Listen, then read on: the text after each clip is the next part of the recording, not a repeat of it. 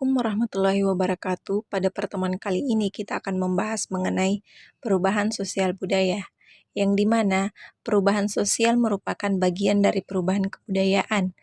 Perubahan dalam kebudayaan mencangkup hal-hal seperti kesenian, ilmu pengetahuan, teknologi, dan filsafat. Nah, selanjutnya yang akan kita bahas itu mengenai bentuk perubahan sosial budaya, di mana bentuk perubahan sosial budaya itu terbagi atas 3, yaitu dilihat dari waktunya, pengaruhnya, dan perencanaannya. Jika dilihat dari waktunya, bentuk perubahan sosial budaya lagi terbagi atas 2, yaitu revolusi dan evolusi. Yang akan kita bahas pertama yaitu mengenai evolusi, di mana perubahan sosial lambat dikenal juga dengan evolusi. Perubahan sosial lambat atau evolusi merupakan perubahan sosial yang memerlukan waktu lama dan diikuti oleh rentetan perubahan kecil yang terjadi secara lambat. Perubahan sosial pada masyarakat tradisional dapat dikategorikan mengalami perubahan lambat ini. Dalam masyarakat tradisional, perubahan yang terjadi kecil dan cukup lama sehingga mereka seolah tampak tidak mengalami perubahan. Selanjutnya yaitu dilihat dari pengaruhnya.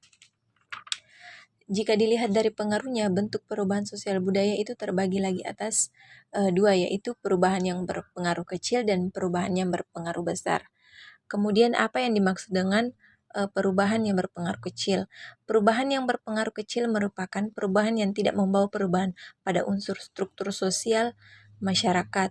Perubahan yang pengaruh kecil artinya perubahan tersebut hanya dianut oleh sebagian kecil orang yang menyukainya saja, sehingga perubahan ini tidak membawa pengaruh berarti bagi sebagian besar masyarakat.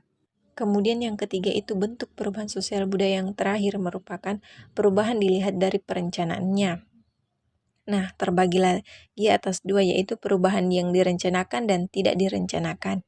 Nah, jika perubahan yang direncanakan itu perubahan yang memang diinginkan dan dikehendaki oleh masyarakat atau pihak yang menginginkan perubahan. Misalnya pembangunan dapat dikatakan sebagai contoh perubahan sosial yang dikehendaki atau direncanakan.